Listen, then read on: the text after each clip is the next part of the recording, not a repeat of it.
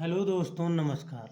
मैं आपको आज यूपी बीएड एंट्रेंस के 50 अति महत्वपूर्ण क्वेश्चन बताने वाला हूं, जो किसी भी परीक्षा में बार बार रिपीट होते रहते हैं। जैसे ये रहा आपका पहला क्वेश्चन।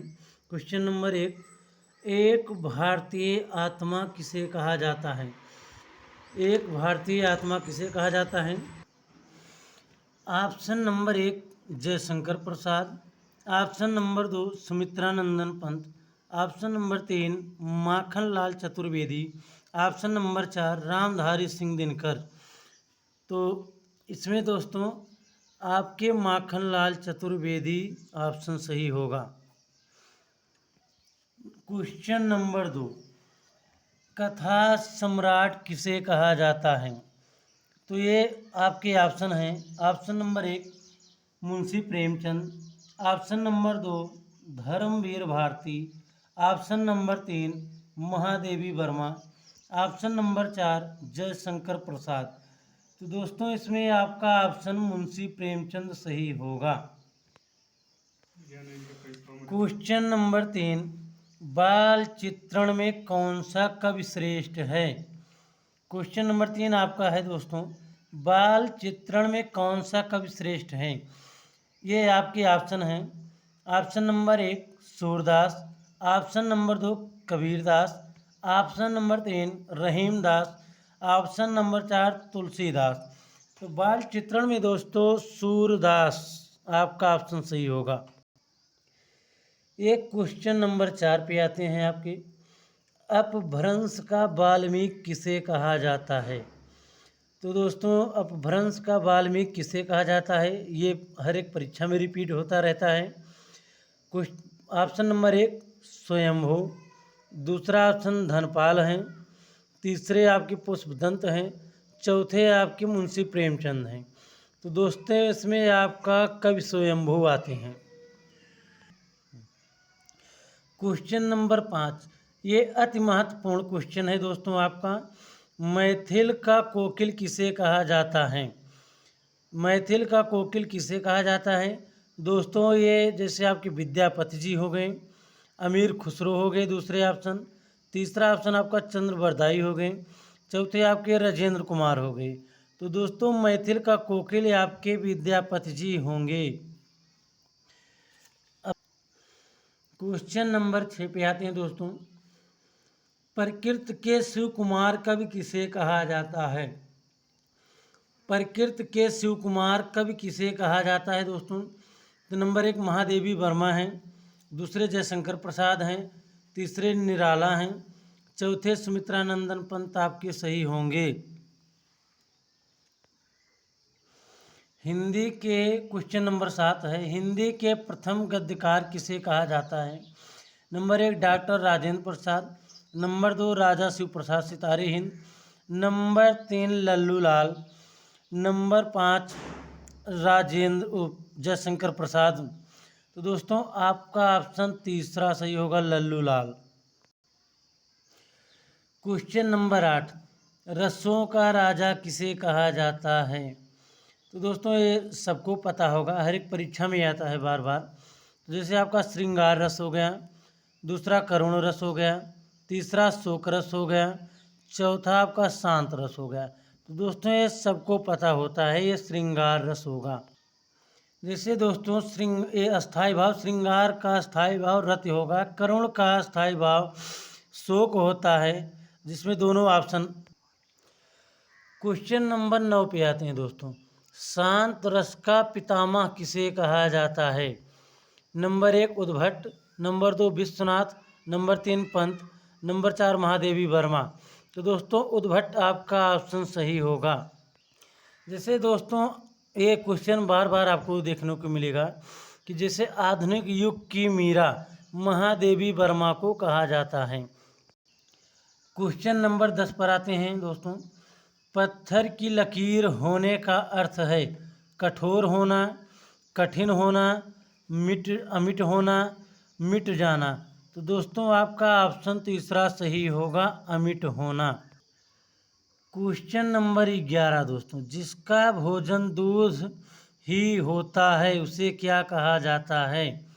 दोस्तों एक शाकाहारी हो गया, दूसरा ऑप्शन आपका मांसाहारी हो गया, तीसरा ऑप्शन आपका द्रव्याहारी हो गया, चौथा आपका दुग्धाहारी हो गया। तो दोस्तों आपका ऑप्शन ये दुग्धाहारी सही होगा। दोस्तों क्वेश्चन नंबर 12 पर आते हैं। मौखिक का विलोम शब्द है। नंबर 1 लिखित, नंबर 2 कथित, तीसरा पठित होगा, चौथा अलिखित होगा। तो इसमें दोस्तों आपका ऑप्शन मौखिक का विलोम शब्द लिखित होता है। क्वेश्चन नंबर 13 पे आते हैं दोस्तों। शाश्वत का विलोम शब्द है। नंबर 1 सदैव होता है, नंबर 2 नश्वर होता है, तीसरा अनश्वर होता है, चौथा रहस्यमय होता है। तो दोस्तों आपका दूसरा ऑप्शन सही होगा, नश्वर। क्वेश्चन नंबर पर 14 पे आते हैं दोस्तों। अंधकार का पर्यायवाची शब्द है। पहला ऑप्शन आपका पंख होगा, दूसरा आपका आतंक होगा, तीसरा आपका तिमिर होता है, चौथा आपका रस होता है। दोस्तों आपका ऑप्शन तीसरा तिमिर होगा। दोस्तों क्वेश्चन नंबर 15 आपका ईर्षा का उच्चारण स्थान है। नंबर 1 कंठ, नंबर 2 ताल, नंबर 3 दंत, नंबर 4 आपका दंतोष्ठ होता है। तो दोस्तों इसमें सा का उच्चारण स्थान है आपका तालु। ये चा वर्ग में आता है।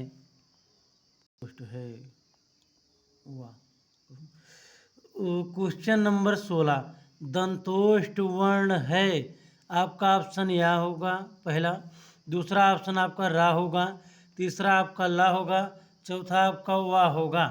तो दोस्तों इसमें आपका दंतोष्ठ वर्ण होता है वा ऑप्शन। क्वेश्चन नंबर 17 पे आते हैं दोस्तों। इनमें से अल्प प्राण व्यंजन हैं। पहला ऑप्शन आपका ख होगा, दूसरा आपका घा होगा, तीसरा आपका फा होगा, तीसरा आपका फा होगा, चौथा ऑप्शन आपका दोस्तों ता होगा। तो दोस्तों इसमें आपका ता होगा। अल्प प्राण का मतलब ये होता है जिससे कम वायु निकले, वही अल्प प्राण व्यंजन है। क्वेश्चन नंबर 18 पे आते हैं दोस्तों। ये संधि से है, मैं संधि वाली वीडियो भी आपको बना के दूंगा, बनाने वाला हूँ। अत्यधिक में कौन सी संधि है? पहला आपका यण संधि होगा, दूसरा आपका दीर्घ संधि होगा, तीसरा आपका वृद्धि होगा, चौथा आपका गुण संधि होगा। तो दोस्तों इसमें यण संधि होगा। क्वेश्चन नंबर 19 पे आते हैं दोस्तों। समाज में कौन सा प्रत्यय जुड़ने से सामाजिक बन जाता है? पहला ऑप्शन आपका बड़ी ई होता है, दूसरा ऑप्शन छोटी ई होगा, तीसरा इक होगा, चौथा आपका इक होगा। तो दोस्तों इक आपका ऑप्शन सही होगा। इसमें दोस्तों जैसे अगर किसी में इक प्रत्यय लगता है तो जैसे समाज है, समाज के आगे बड़ा, फिर सा के आगे बड़ा आक मात्रा लग जाता है तो ये सामाजिक बन जाता है। एक प्रत्यय लगने से आपका सामाजिक होगा। क्वेश्चन नंबर 20 पे आते हैं दोस्तों। रेल विभाग किस प्रकार का शब्द है? रेल विभाग किस प्रकार का शब्द है दोस्तों? तो ये आपके ऑप्शन हैं, तद्भव है, या दूसरा तत्सम है, तीसरा आपका देशज है, चौथा आपका संकर शब्द है। तो दोस्तों इसमें आपका संकर शब्द सही होगा।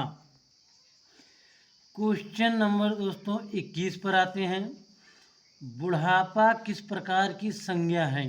दोस्तों संज्ञा से आपको क्वेश्चन जरूर देखने को मिलेंगे। जैसे आपका एक पहला भाववाचक हो गया, दूसरा आपका व्यक्तिवाचक हो गया, तीसरा आपका द्रव्यवाचक हो गया, चौथा आपका जातिवाचक हो गया। तो दोस्तों ना तो द्रव्यवाचक होगा, ना तो व्यक्तिवाचक होगा, ना ही जातिवाचक होगा। ये आपका बुढ़ापा जो है बूढ़ा से बना हुआ है, भाववाचक संज्ञा है बुढ़ापा। क्वेश्चन नंबर 22 पे आते हैं दोस्तों। जैसे अपभ्रंश को पुरानी हिंदी किसने कहा है? तो दोस्तों ये पहला ऑप्शन आपके चंद्रधर शर्मा गुलेरी हो गए, दूसरे आपके रामचंद्र शुक्ल हो गए, तीसरे ऑप्शन आपके जयशंकर प्रसाद हो गए, चौथे आपके सुमित्रानंदन पंत हो गए। तो दोस्तों इसमें आपके चंद्रधर शर्मा गुलेरी ऑप्शन सही होगा। और ये जयशंकर प्रसाद हैं, बहुत महत्वपूर्ण हैं। ये छायावाद के जनक और छायावाद के कवि भी हैं। क्वेश्चन नंबर 23 पे आते हैं दोस्तों। जैसे तरंग किसका पर्यायवाची है? तो नंबर 1 हो गया आपका घोड़ा, नंबर 2 आपके लहर हो गया, तीसरा ऑप्शन आपका लाख हो गया, चौथा आपका कीमत हो गया। तो दोस्तों इसमें लहर आपका सही ऑप्शन होगा। क्वेश्चन नंबर 24 पे आते हैं दोस्तों। मिठाई किस प्रकार की संज्ञा है? मिठाई किस प्रकार की संज्ञा है दोस्तों? नंबर 1 जातिवाचक हो गया, नंबर 2 भाववाचक हो गया, नंबर 3 व्यक्तिवाचक हो गया, नंबर 4 आपका द्रव्यवाचक हो गया। तो दोस्तों इसमें आपका जातिवाचक ऑप्शन सही होगा। क्वेश्चन नंबर 25, इनमें से सकर्मक क्रिया की पहचान करो। तो दोस्तों सकर्मक अकर्मक जरूर एग्जाम में आपके आता है, जिसे बहुत ध्यान से देखना पड़ेगा आपको। नंबर 1 जैसे रोना, नंबर 2 उड़ना, नंबर 3 लिखना, नंबर 4 हंसना। तो दोस्तों आपका जो लिखना है यही सकर्मक क्रिया है, बाकी सब आपके अकर्मक क्रिया में आते हैं। जैसे अगर क्या से उत्तर मिल रहा है तो आपका वो सकर्मक है। जैसे क्या लिख रहा है, पत्र लिख रहा है। क्वेश्चन नंबर 26 पे आते हैं दोस्तों। राम बच्चों को पढ़ाता है। आप इनमें से कौन सी क्रिया है, इसकी पहचान करो। तो दोस्तों जैसे एक सकर्मक हो गया, दूसरा अकर्मक हो गया, आपका ये तीसरा ऑप्शन क्या कहते हैं द्विकर्मक हो गया, चौथा ऑप्शन आपका संयुक्त क्रिया हो गया। तो दोस्तों इसमें आपका संयुक्त क्रिया ऑप्शन आपका सही होगा। दोस्तों इसमें जैसे द्विकर्मक क्रिया आपका सही होगा। क्वेश्चन नंबर 27, पा का उच्चारण स्थान है। तो आपका जैसे ओष्ठ पहला ऑप्शन, दूसरा आपका तालु हो गया, तीसरा आपका कंठ हो गया, चौथा आपका दंत हो गया। तो दोस्तों इसमें आपका ओष्ठ ही सही होगा। दोस्तों क्वेश्चन नंबर 28 पे आते हैं। इनमें से काकल्य वर्ण है। नंबर 1 या, दूसरा ऑप्शन आपका ला है, तीसरा आपका रा है, चौथा आपका हा है। तो दोस्तों आपका इसमें काकल्य वर्ण जो है वो हा होगा। रा जो आपका लुंठित में आ जाता है, ला पारिभाषिक होता है दोस्तों, या अर्ध स्वर हो जाता है। दोस्तों आपका ऑप्शन ये हा सही होगा। रसाना। क्वेश्चन नंबर 29, रे का उच्चारण स्थान है। नंबर 1 कंठ, दूसरा आपका ताल, तीसरा आपका दंत, चौथा आपका मूर्धा। तो दोस्तों आपका इसमें मूर्धा वाला ऑप्शन सही होगा। क्वेश्चन नंबर 30, इनमें से पुल्लिंग शब्द की पहचान करो। नंबर 1 ऑप्शन इमली, दूसरा आपका दही, तीसरा आपका छाछ, चौथा आपका बनावट। तो आपका ऑप्शन दोस्तों दही सही होगा। क्वेश्चन नंबर 31 पे आते हैं दोस्तों। निम्न में से तद्भव शब्द की पहचान करो। नंबर 1 पत्र, दूसरा आपका आम्र, तीसरा आपका दोस्तों ओष्ठ, चौथा आपका हेंग। तो दोस्तों आपका चौथा ऑप्शन दोस्तों आपका ओठ। तो दोस्तों आपका ये चौथा ऑप्शन ओठ सही होगा। क्वेश्चन नंबर 32 पे आते हैं दोस्तों। प्रतिदिन में कौन सा समास होगा? तो दोस्तों नंबर 1 क्रमधारय, नंबर 2 अव्ययीभाव, नंबर 3 तत्पुरुष, नंबर 4 द्वंद्व समास। तो दोस्तों प्रतिदिन हो गया, इसमें आपका अव्ययीभाव समास होगा। दोस्तों अव्ययीभाव समास और द्वंद्व समास में काफ़ी कन्फ्यूजन होती है। तो दोस्तों जैसे आपका द्वंद्व समास में विलोम शब्द आते हैं, जैसे माता पिता हो गए, आपके भाई बहन हो गए, ये सब द्वंद्व समास में आते हैं। जैसे भाई भाई हो गया, वो क्या कहते हैं राम राम हो गया, ये सभी आपके कृष्ण कृष्ण हो गए। तो ये सभी अगर किसी शब्द की 2 बार पुनरावृत्ति होती है तो आपके अव्ययीभाव समास में आते हैं। क्वेश्चन नंबर 33, इनमें से अव्यय शब्द हैं। नंबर 1 लड़का, नंबर 2 पेड़, नंबर 3 रात, नंबर 4 और। तो दोस्तों इसमें आपका और आपका अव्यय शब्द है। क्वेश्चन नंबर 34 पे आते हैं दोस्तों। जैसे राम लक्ष्मण में कौन सा समास होगा। अभी आपको मैंने पहले बताया भी वीडियो में कि जैसे अगर किसी दो लोगों का नाम है तो वो आपका द्वंद्व समास में आता है। तो दोस्तों पहला ऑप्शन आपका द्वंद्व समास हो गया, दूसरा कर्मधारय हो गया, तीसरा आपका बेभव हो गया, चौथा आपका तत्पुरुष हो गया। तो दोस्तों आपका द्वंद्व समास सही होगा। क्वेश्चन नंबर 35 पे आते हैं दोस्तों। निम्नलिखित में से किस शब्द में प्रत्यय लगा हुआ है। सागर में, अगर मगर में, तीसरा ऑप्शन आपका नगर हो गया, चौथा आपका जादूगर हो गया। तो दोस्तों आपका जादूगर में प्रत्यय लगा हुआ है। सर ये जादूगर में आपका गर प्रत्यय लगा हुआ है। क्वेश्चन नंबर 36 पे आते हैं दोस्तों। किस शब्द में उपसर्ग का प्रयोग हुआ है। नंबर 1 उपकार में, नंबर 2 पढ़ाई में, नंबर 3 लाभदायक में, नंबर 4 अपनापन में। तो दोस्तों आपका ऑप्शन पहला उपकार ही सही होगा। क्वेश्चन नंबर 37 दोस्तों। चिरायु शब्द में उपसर्ग है। पहला ऑप्शन आपका ची होगा, दूसरा आपका चिर होगा, तीसरा आपका आयु है, चौथा आपका यु है। तो दोस्तों आपका उपसर्ग जो आगे लगता है वही आपका कहलाएगा, जैसे चिर प्लस आयु, ये आपका चिरायु हो जाता है, चिरा। क्वेश्चन नंबर 38 पे आते हैं दोस्तों। भयाकुल में कौन सा समास है। नंबर 1 तत्पुरुष, नंबर 2 द्वंद्व समास, नंबर 3 कर्मधारय, नंबर 4 अव्ययीभाव समास। तो दोस्तों आपका इसमें भयाकुल में तत्पुरुष समास होगा। दोस्तों ये बहुत इंपॉर्टेंट क्वेश्चन है आपके लिए। Question number 39। शून्य शब्द का तद्भव रूप होगा। नंबर 1 साग, नंबर 2 सूखा, नंबर 3 सास, नंबर 4 सूना। तो दोस्तों आपका ऑप्शन चौथा सूना ही सही होगा। क्वेश्चन नंबर 40 पे आते हैं दोस्तों। दशानन किस प्रकार का शब्द है। दशानन किस प्रकार का शब्द है। तो दोस्तों आपका पहला ऑप्शन हो जाएगा रूढ़, दूसरा यौगिक, तीसरा ऑप्शन आपका योग ऋण, चौथा आपका इनमें से कोई नहीं। तो दोस्तों आपका तीसरा ऑप्शन सही होगा, योग रूढ़।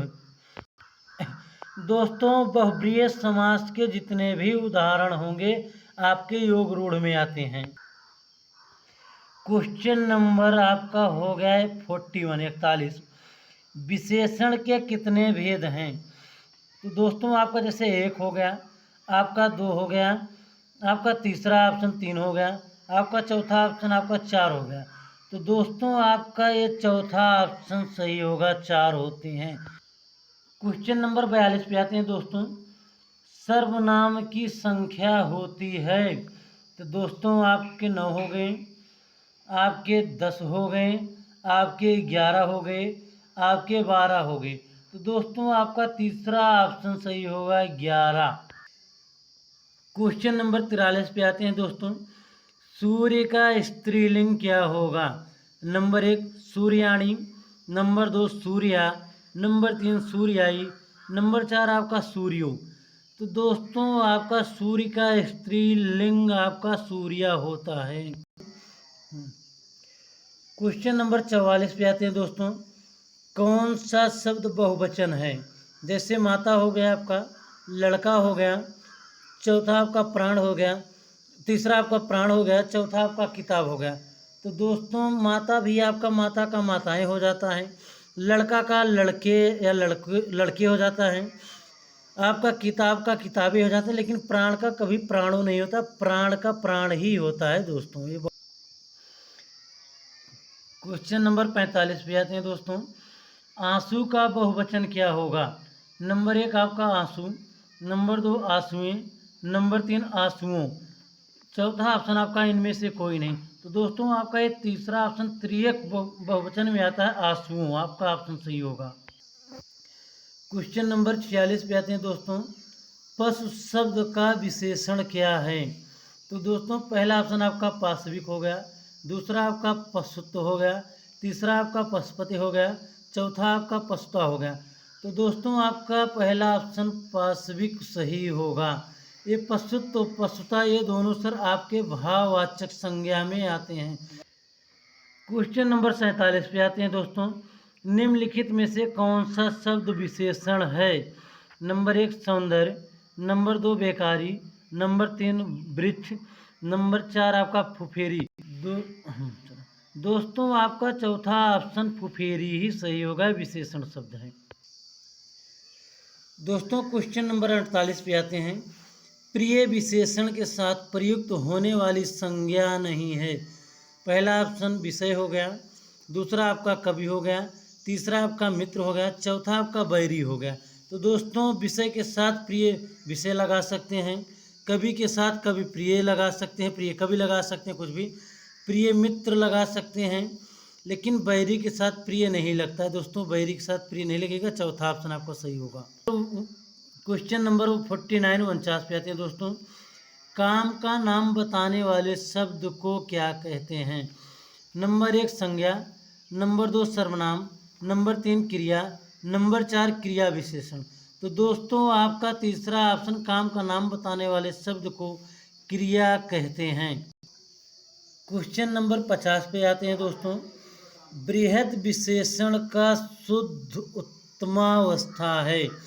तो दोस्तों बृहत्तर हो गया, नंबर 2 बृहत्तम हो गया, नंबर 3 बृहत्तम हो गया, चौथा आपका बृहत्तर हो गया, बृहत्तर हो गया। तो सर दोस्तों आपका जो है तीसरा ऑप्शन बृहत्तम ही सही होगा। ऐसी ही वीडियो पाने के लिए कृपया हमारे चैनल को लाइक, सब्सक्राइब और शेयर करें। धन्यवाद।